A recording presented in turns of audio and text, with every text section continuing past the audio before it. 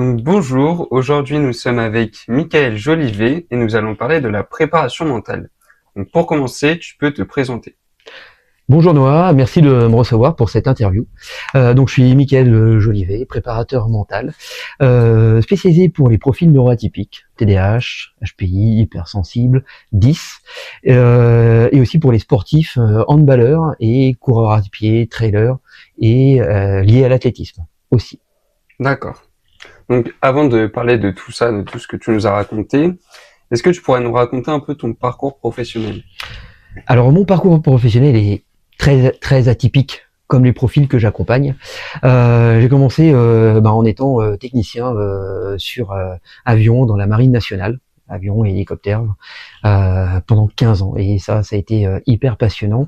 Et durant ces 15 ans, ce qui m'a botté le plus, c'était d'accompagner en fait les personnes qui arrivaient au fur et à mesure, qui entraient dans l'institution, et pour les former.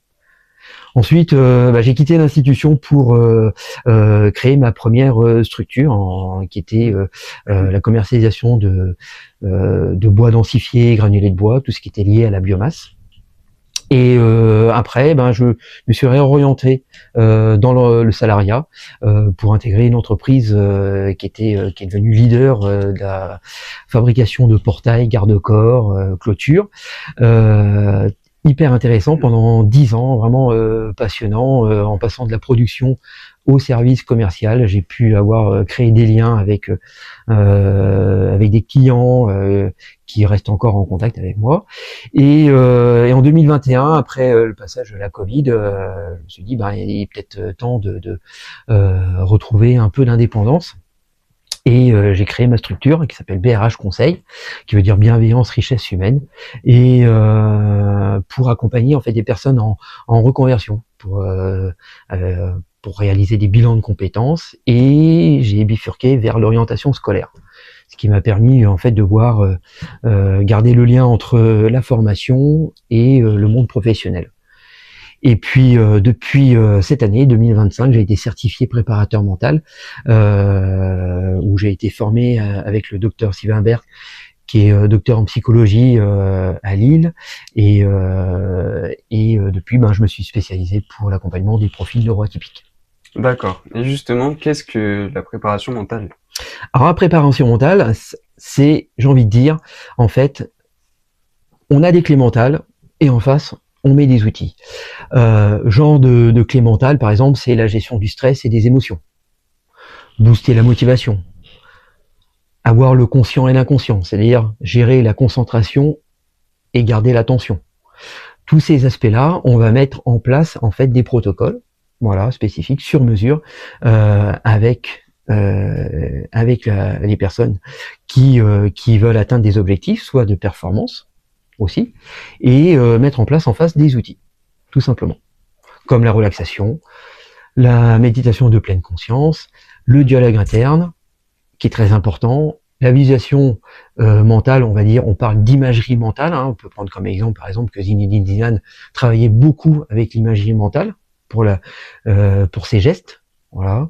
Donc voilà, tous ces aspects-là sont liés à la préparation mentale. Et du coup, qu'est-ce qui t'a donné envie de devenir préparateur mental? En fait, je me suis dit que avec mes expériences passées, déjà professionnel en accompagnant des bénéficiaires en bilan de compétences en orientation scolaire, puis sportif, parce que j'ai été sportif, 17 ans, j'ai joué pendant 17 ans au handball, j'ai été 5 ans entraîneur, puis depuis 2011, je fais de la course à pied aussi, et j'ai entraîné dans 2 clubs en course à pied. Et je me suis aperçu que j'utilisais des outils de la préparation mentale, sans le savoir, en accompagnement, pendant les entraînements. Et là, je me suis dit, c'est ce qui me manque, c'est ce qu'il me faut. Et donc, le fait de se former à la préparation mentale, pour moi, ça a été un déclic. Déjà, pour moi, directement, pour ma personnalité, parce que je suis neuroatypique. Donc, TDAH, quand on se disperse, on va un peu partout, les outils nous permettent, en fait, de un peu mieux cadrer notre quotidien. et puis après de pouvoir le transposer pour accompagner les clients qui me demandent de les accompagner. D'accord. Donc en fait, c'est directement une démarche personnelle. Au départ, c'est une démarche personnelle et le fait de l'utiliser au quotidien, ça me permet aussi, ça m'a dit, voilà, fonce vers ce que tu aimes, ce que tu as envie d'apporter et encore plus dans la spécialisation des profils neuroatypiques, qui est très peu, c'est vraiment méconnu dans le monde du sport. Quelque part, on essaye ça va me permettre en fait d'être dans le milieu, l'environnement où j'excelle, où je suis performant. Et du coup, est-ce que tu peux nous parler un peu du public que tu vises? Alors le public, il est comme moi, neuroatypique. Alors il peut être TDAH, HPI, hypersensible, 10. Tous les matins, par exemple, tous les samedis matins, je suis bénévole dans une association à Dieppe, l'association SAH76, Sport Autisme en milieu handicap en milieu rural, 76, et en Seine-Maritime du coup. Tous les matins, j'accompagne des jeunes. Ces jeunes ont des troubles autistiques, ils sont TDAH, ils ont des troubles 10, et de faire le lien avec le sport, donc notamment avec le handball, parce que le président de l'association est ancien handballeur aussi, comme moi, et gardien, comme je l'ai été aussi. Donc on a cette connaissance de pouvoir lier en fait le handball, le sport, avec tous les aspects cognitifs et la motricité que demande en fait le sport. D'accord. Ouais. Donc c'est en fait, t'es passionné par le sport. Ouais. Donc du coup, t'essayes de mélanger tes deux vocations. Et c'est là où je me sens le mieux. Parce que quand j'en parle, en fait, c'est là où je me dis, en fait, c'est ce qu'il faut que tu fasses. Et clairement, le sport amène, parce que en fait, on est qu'on soit sportif de haut niveau, qu'on soit manager, dirigeant, on reste en fait à un niveau mental et une pression constante que en fait cette préparation mentale va te permettre en fait de bien gérer ton quotidien aussi. Et concrètement, qu'est-ce que tu peux apporter à tes clients? Qu'est-ce que j'apporte? Une réelle transformation, une évolution. On va dire, c'est même pas du changement, c'est vraiment une évolution et une transformation qui se ressentent en fait dès les premières séances. Parce que on va faire un bilan complet dès le départ pour connaître les raisons en fait de leur venue. Mais en même temps, certains et leurs attentes et leurs objectifs, mais on va dire, s'ils me disent ouais je viens parce que j'arrive pas à gérer mon stress, ok, mais peut-être que en profondeur il y a peut-être une autre clé mentale à gérer, et aussi peut-être cette concentration, peut-être un manque de concentration qui lui apporte aussi, qui l'amène vers une gestion du stress difficile. Donc clairement on va travailler sur ces différentes clés mentales avec les outils que j'ai appris en préparation mentale, mais que j'ai aussi fait évoluer par rapport au profil neuroatypique. Et c'est vraiment l'essentiel du public que j'ai envie d'accompagner. Et clairement, ça va être une transformation et les voir évoluer aussi dans le temps. Donc, jusqu'à les rendre autonomes dans la pratique. Et ça, c'est le but. C'est de les rendre autonomes dans la pratique. Voilà. Comme un enfant. Au début, on le guide. Et on lui apprend. Et après, il est tout seul. Et il a plus besoin de nous. C'est exactement pareil. Est-ce que tu pourrais nous donner justement quelques outils que tu as appris durant cette formation? Ouais, clairement. Alors déjà, il y a la relaxation, ce qui est important. Il y a la sophrologie du sport aussi. Il y a la méditation de pleine conscience. C'est de savoir utiliser la pleine conscience tout en essayant de faire reposer le cerveau. Voilà, le canaliser, vraiment l'apporter jusqu'à un niveau de calme pour vraiment apporter, rester concentré sur l'objectif. On peut être en situation de stress, comme en match, comme en course. On se retrouve passer du jour, arriver à la pénombre, par exemple en ultra trail, et de se dire comment je vais appréhender en fait ce changement jour-nuit. Et comment je vais appréhender la notion aussi dans la nuit. Donc voilà, ça va être d'apprendre tout ça. Autre outil, la relaxation. Alors il y en a plusieurs types aussi, va permettre aussi d'accompagner les sportifs blessés. Une meilleure gestion de la blessure, quelque part. Comme rester aussi une fixation d'objectifs, parce que il faut prendre aussi le temps de la blessure. La gestion de blessure, c'est de dire, on se retrouve au plus bas, mentalement, parce que ça peut être un échec, et te dire que profiter de ce temps de blessure et de retrouver un niveau physique, eh ben, c'est de mettre en place en fait des protocoles pour aussi garder ce niveau mental. Tu vois, autre outil, on a le dialogue interne. Le dialogue positif est hyper important.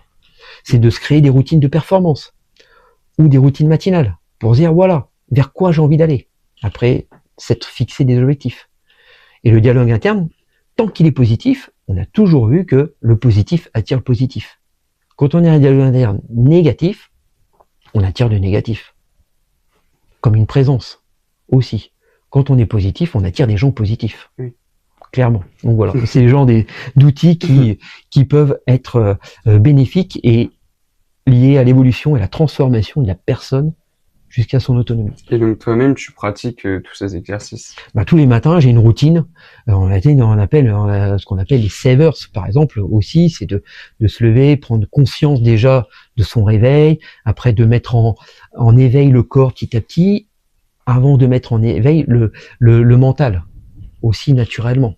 Donc, ouais, on arrive à créer, en fait, et chacun peut se créer cette routine le matin, et aussi créer ses routines de performance en sport, avant, pendant et après une compétition. Ça, c'est important. Et du coup, est-ce que tu pourrais nous parler un peu des différentes étapes que tu utilises pour accompagner tes clients? Alors, elle peut être en fonction de l'objectif et des attentes en fait de la personne. On va travailler sous forme de protocole complètement sur mesure, voilà, qui peuvent être scindés en 3, 4 parties.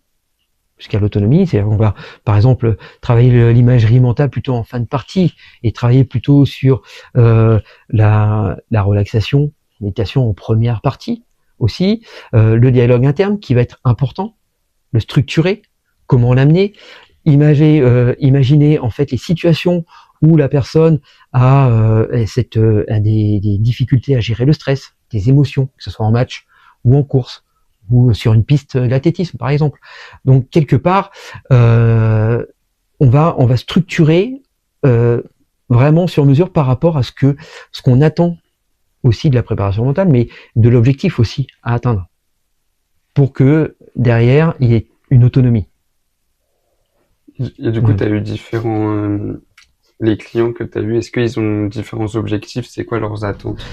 Alors, parfois, c'est une difficulté à fixer des objectifs, clairement, ou alors c'est les personnes que genre ça, s'ils partent dans tous les sens, voilà, c'est clairement de vraiment les aider à fixer, ou alors des points bloquants, ils ont des freins. Là, la prépa mentale, vraiment, va pouvoir permettre de débloquer ces freins pour avancer. Et là, on va commencer aussi avec ce dialogue interne. Tu vois, je suis nul. Et après, parfois un mauvais tir, tout ça, je me sens nul. Ou un échec pendant un match, j'ai été nul pendant le match. Tout ce dialogue-là, on va le transformer pour arriver à ce qu'ils valorisent en fait leur pratique et se dire de gérer cette routine avant de performance pour conscientiser aussi ce qu'ils font au fur et à mesure. Et quand on le conscientise, forcément, on l'analyse et on évolue, on le fait avancer. Mais le dialogue interne est important avant. Et du coup, le degré de difficulté pour travailler avec tous ces clients, il doit être différent selon chaque personne? Il est différent parce que profil neuroatypique, il peut être différent parce que je peux très bien avoir du TDAH qui soit HPI en même temps et aussi 10. Voilà, s'il est dyscalculique ou dysorthographique, on va pas avoir la même notion de travail. Le but, c'est que ils vont entre chaque séance, ils ont du travail à effectuer forcément. Si on veut les rendre autonomes, il faut qu'ils travaillent aussi entre chaque séance. Je suis là pour les guider, pour leur apporter des outils, pour qu'ils sachent les utiliser, les bien se les approprier, pour que après, derrière, ils puissent les travailler chez eux, tranquillement, et puis et que ça devienne des routines normales. Et du coup, quelle est la fréquence idéale des rencontres avec justement tes clients? En général, c'est tous les 15 jours D'accord. pour bien s'approprier en fait tous ces outils.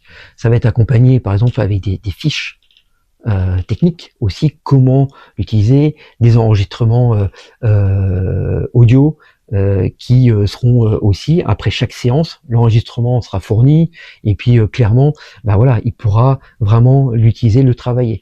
Par exemple, tu vois, pendant les JO, les athlètes avaient énormément de transferts entre la piste jusqu'à leur logement et tout ça. Et ben c'est aussi de, par exemple, de leur apprendre à déjà se reposer et se relaxer pendant le temps de transfert.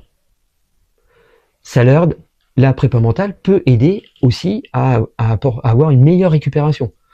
On dit toujours après une course, on va faire un petit footing ou un peu de vélo. La prépa mentale évite d'utiliser son corps et garder son mental pour une meilleure récupération. Parce que le physique, si le mental apporte au physique en fait une meilleure récupération, forcément ça va se ressentir sur le corps aussi. Et donc là on va utiliser vraiment les outils de relaxation, que ce soit Jacobson ou peu importe, c'est de se dire voilà comment le mettre en place et utiliser les bons moments pour le mettre en place en fonction des disponibilités de chacun. D'accord. Et du coup, comme tu nous le disais tout à l'heure, tu nous parlais que la préparation mentale pouvait être utile même pour les personnes qui étaient blessées. Oui. Et donc du coup, dans quelle mesure? Alors il y a eu plusieurs études de réalisées sur déjà des équipes performantes, que ce soit en badminton, parce qu'on sait que en Thaïlande ils sont hyper performants en badminton, et ils ont utilisé la notion, alors je fais le parallèle entre blessé et tout ça, la notion de imagerie mentale, visualisation, pour augmenter en fait leur capacité musculaire et aussi leur capacité d'interaction sur le terrain. Donc plusieurs études ont été réalisées pour dire si je muscle mon mental, si j'apporte une imagerie, une visualisation à mon mental de la partie qui est blessée, je peux à un pourcentage donné, en fait, ces études-là, me dire que je peux muscler le muscle, enfin muscler vraiment la partie qui est blessée, 5-10% de moins que si je le faisais en physique, mais 5-10% de plus si je ne faisais pas de préparation mentale. Ce qui est important. C'est important si je me blesse par exemple à la cheville. Je vais créer un protocole d'imagerie mentale pour dire au cerveau de muscler ou refaire revenir naturellement en fait comment était la cheville au départ, avant la blessure. De dire comment elle était musclée, elle était bien appropriée, flexible, voilà, qu'elle faisait vraiment tout ce qu'on pouvait lui demander. Et ça, en plus du kiné du sport, voilà, c'est un complément. Mais le retour de blessure sera beaucoup plus rapide. Et comme quoi, l'imagerie mentale va apporter tout ça. Et ça, on peut créer des protocoles là-dessus. D'accord. Ok. Et donc du coup, en tant que préparateur mental, est-ce que tu as déjà vécu des expériences que tu pourrais nous rapporter? Ouais, clairement, quand j'ai eu des personnes qui étaient en stress et qui avaient des freins, des blocages sur certaines situations, le fait de leur montrer et surtout qu'elles se prouvent aussi qu'elles ont eu des réussites. Parce que parfois on peut avoir un blocage sur une situation, mais le fait d'avoir une réussite, de revenir en fait dans une situation de réussite, permettait d'ouvrir la porte et d'enlever ce blocage. Clairement. Donc c'est vrai que quelque part, c'est intéressant d'amener ces personnes-là à enlever leurs freins aussi. Pour par exemple une situation, je suis bloqué, je pars dans tous les sens, j'arrive pas à vraiment bien gérer mon plan d'entraînement, par exemple. Voilà, je suis complètement perdu. Bah, comment on peut les aider à débloquer tout ça aussi? Bah, c'est déjà de les aider à fixer un objectif, mais parce que l'objectif est trop lointain. Et le plan d'entraînement leur fait peur, en fait. Alors, qu'en mettant des objectifs vraiment hebdomadaires, à la semaine, tranquillement, et de pouvoir après évoluer tous les 15 jours, bah, leur permettra d'avancer plus sereinement aussi. Et couramment, justement, c'est quoi les objectifs que tes clients se donnent?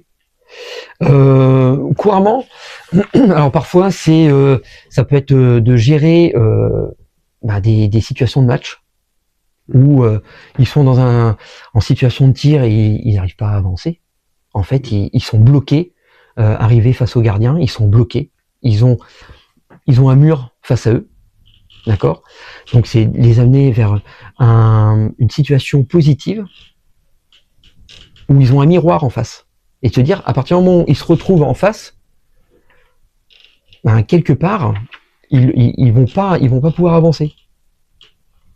Alors que si on transforme ce miroir en situation positive et de l'apporter et de se dire, ben, en face, j'ai un but qui m'est complètement ouvert et qui va accueillir le ballon que je vais envoyer, que je vais tirer, ben forcément, ils vont pouvoir le gérer différemment. En course à pied, c'est plutôt la gestion avant course, la gestion du stress. Vraiment parfois les 2-3 nuits avant une course qui peuvent être complètement difficiles. Donc là, on va apporter plutôt des outils de relaxation aussi, et on va travailler en fait sur les états à l'heure du départ jusqu'à 2 jours avant le départ. Comment ils évaluent l'évaluation, enfin leur stress au fur et à mesure. Donc c'est des évaluations. On a une évaluation de départ au début du bilan et on va évaluer au fur et à mesure l'avancée des progrès de la personne, du sportif, toute personne qui vient de me voir. Et donc pour réaliser tout ça, tu dois quand même établir une proximité vraiment relationnelle avec tes clients quand même. Bien sûr, ouais, c'est de les accompagner aussi, alors que ce soit sur le terrain, que ce soit en match, en course, voilà, de pouvoir les accompagner, d'être en lien aussi en visio, parce que la visio fonctionne super bien et apporte des bénéfices, parce qu'ils vont eux se retrouver dans un environnement aussi où ils se sentent bien. Ouais, c'est ça. Parce que parfois, s'ils viennent en cabinet, ça peut être aussi déstabilisant. Et on sait que les profils neuroatypiques ont besoin d'environnements sereins, positifs, où ils se sentent bien. Donc voilà, clairement, moi je leur demande où ils veulent faire la séance, où ils se sentent bien. Et la proximité se vient avec l'écran, naturellement aussi. Donc soit je me déplace, soit on fait en visio. Tout se passe bien. D'accord. Et donc du coup, j'ai vu que tu avais un site internet qui était tout récent. Est-ce que tu pourrais un peu nous expliquer ce qu'on peut y trouver? Alors oui, il est tout récent. Il est vraiment dédié au profil neuroatypique, parce que c'était pour moi l'essentiel que je voulais apporter en fait pour l'accompagnement. Alors on va trouver une page forcément d'accueil avec ma présentation, qui je suis aussi, le sport parce que c'est ma priorité, parce que le sport m'a apporté beaucoup dans ma vie. Il m'a réussi à sortir de ma vie d'adolescent un peu ténébreux et qui était pas forcément florissante, et qui pour moi a une grande part aussi dans mon quotidien. On va trouver aussi une page pour tout ce qui est manager, dirigeant, chef d'entreprise, entrepreneur, parce que pour moi ce sont des sportifs de haut niveau qui ont une pression, qui doivent tout gérer, tout porter. Et forcément, il faut pouvoir les accompagner. Donc le lien entre le dirigeant et le sportif de haut niveau, il est clairement fait. Et puis les étudiants, parce que ce qui est important pour les étudiants, c'est qu'ils ont aussi leur lot de stress, gestion des émotions tout au long de leur parcours de formation, pour aller déjà se présenter à un concours, aller vers les examens, et on peut avoir cette notion, et je le sais parce que j'ai une grande fille qui aussi a passé ses examens et qui avait une notion de stress aussi, donc de les accompagner aussi. toujours par le biais du sport, toujours faire le lien, et ça sera pour moi essentiel. Donc, il est assez complet, avec une page de contact pour pour prendre contact avec moi, et Pour puis prendre rendez-vous. ouais, prendre rendez-vous. Voilà, un premier rendez-vous pour déjà établir le petit bilan, voilà, 30 minutes offert, gratuit, et puis échanger, et puis c'est de la découverte aussi. Voilà, découverte mutuelle, tout simplement. D'accord. Et justement, pour revenir à tes clients, tu travailles aussi bien avec des sportifs amateurs que des sportifs professionnels. Oui, c'est important. C'est important dans le sens où la prépa mentale, c'est pas seulement dédié aux sportifs de haut niveau. C'est dédié à toute personne qui a envie de bien canaliser son mental, de bien le gérer, savoir le gérer aussi en fonction des situations, et puis d'être autonome. Donc voilà.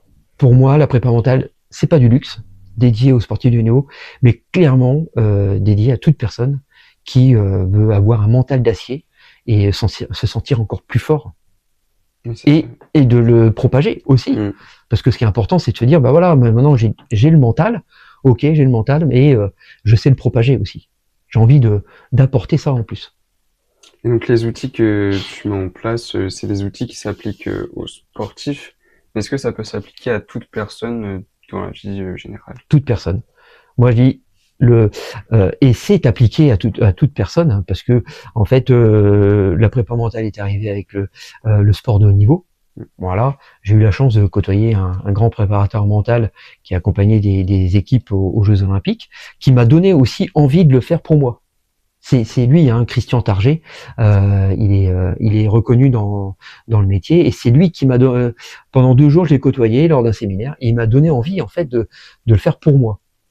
Et puis après, je me suis dit, bah, pourquoi je le proposerais pas aux autres aussi. Donc voilà. Et donc c'est transposable. Moi, j'utilise au quotidien. Voilà, j'ai utilisé avec ma compagne, j'ai utilisé avec ma belle-mère. Bon, parfois, c'est pas facile. Mais clairement, ça fait du bien, et aussi ça apporte son lot. Son lot de satisfaction, parce que clairement, quand on utilise ces outils, on voit une évolution. Et donc c'est une réussite de plus. Et ça permet d'avancer. Et de se dire, bah oui, j'en suis capable. J'en suis capable. Parce que la plupart des personnes qui ont des freins, c'est de te dire, bah, je ne suis pas capable de. Je suis pas capable de tirer de l'aile. Je suis pas capable de courir sur un ultra trail. On a des capacités. On a des capacités. Mais mentalement, il faut les préparer. Il y a une pyramide en sport. Il y a la prépa physique, la prépa technique, la prépa tactique, et puis la prépa mentale. Le petit chapeau de la pyramide qu'on oublie régulièrement. Et moi, j'aimerais l'apporter aux personnes qui sont neuroatypiques, parce que dans le sport collectif, ou dans tous les autres sports, j'ai envie de dire, il y a des neuroatypiques qui ne le savent pas encore, qu'ils le sont aussi, mais qui ont besoin d'être accompagnés pour les rendre performants. En fait, on les rend performants, tout simplement. Donc la préparation mentale, en fait, elle serait même limite aussi importante, voire plus importante que la préparation physique ou technique. Ah, mais comme c'est le dernier maillon, en fait, j'ai envie de dire, c'est vraiment, comme on dit, la cerise sur le gâteau. Et c'est d'aller là, si vraiment on veut avoir toutes les étapes d'une bonne performance, oui, c'est vraiment pour moi aussi essentiel que la prépa physique, que la prépa tactique et technique. Est-ce que du coup, tu as déjà eu des retours de clients sur ton travail? Ouais, clairement, oui, j'en ai eu, et puis ça, c'est une bonne reconnaissance. Je suis super content. J'avais accompagné un handballeur qui voulait réaliser un ultra trail de 80 km. Ok, il habite sur le secteur à côté d'Agen. Je l'ai accompagné pendant son plan d'entraînement, parce que je lui ai réalisé son plan d'entraînement aussi pour la course à pied, parce que ça, j'en suis capable de le faire aussi. Et je l'ai accompagné en prépa mentale. Et clairement, il a été super content d'avoir été accompagné. J'ai mis son avis sur le site, et ça fait chaud au cœur. aussi de pouvoir te dire que j'ai contribué. Voilà, moi c'est d'apporter une contribution et puis donner du sens à ce que je fais. Ben voilà, c'est donner du sens. C'est pas moi je me considère comme un coach de l'ombre. Tu vois. C'est-à-dire? Ben, le coach de l'ombre, c'est celui qui se montre pas, mais en fait quelque part il apporte tous les outils au sportif qui a envie de se révéler. C'est le sportif qui se révèle, qui dit je suis performant. Et moi je suis le coach de l'ombre cognitif, tu vois, avec une performance mentale. Et j'ai envie de rester dans l'ombre pour les sports, c'est eux qui doivent être dans la lumière quelque part. S'ils veulent être performants, c'est eux qui doivent être dans la lumière. Mais je reste dans l'ombre, mais qui m'appellent quand même. C'est important. Et est-ce que du coup, t'as des projets pour la suite, des projets à court terme ou même à long terme? Ouais, alors moi j'ai un projet en fait, c'est créer des ateliers en fait de prépa mentale, mais avec d'autres professionnels, que ce soit des kinés, créer des stages en fait, que ce soit avec des kinés du sport, avec des coachs sportifs, des coachs de course à pied, et vraiment de créer ces stages et des nutritionnistes par exemple, et de se dire voilà, on est complémentaires, on forme une chaîne pour le sportif, et de se dire ça serait super intéressant de créer ces stages dédiés, que ce soit pour les sports collectifs, surtout s'ils sont liés avec le handball. Moi ça serait génial, et puis en même temps la course à pied, de l'athlétisme, du trail. Nous sommes une chaîne, tu vois, et comme on dit, si on s'entraide, on pourra proposer de belles choses aux sportifs qui viendront nous voir. Est-ce que tu as d'autres choses à nous dire justement sur ta pratique? Je pense que non, tout est dit, et puis en même temps j'ai envie de laisser de la curiosité aussi aux personnes qui vont regarder cette vidéo, cette interview qui va leur apporter peut-être déjà des éléments de réponse, et qui, je pense, apportera aussi une certaine curiosité pour qu'elles me contactent. Donc non, je leur dis juste, si vous avez envie d'en savoir plus, contactez-moi, et je me réjouirai de vous en dire plus, et puis de savoir comment on pourra collaborer ensemble. Donc en tout cas, merci pour... Merci à vous, merci pour toutes ces réponses, et merci d'avoir présenté la préparation mentale, parce que c'est vrai que tout le monde n'est pas au courant de ce que c'est, de ce que ça apporte. Donc je pense que ça va permettre de démocratiser la discipline en fait. Ouais, et puis aussi de la démocratiser pour ces profils en fait qui sont pas forcément connus, Oui, c'est qui ça. sont neuroatypiques, TDAH, HPI, hypersensible, 10, avec troubles autistiques aussi, voilà, qui ont besoin d'accompagnement, et dans les clubs où ils sont pas forcément trop reconnus. Donc voilà, donc n'hésitez pas à contacter Michael directement via son site internet. Bonne continuation. merci, bonne journée.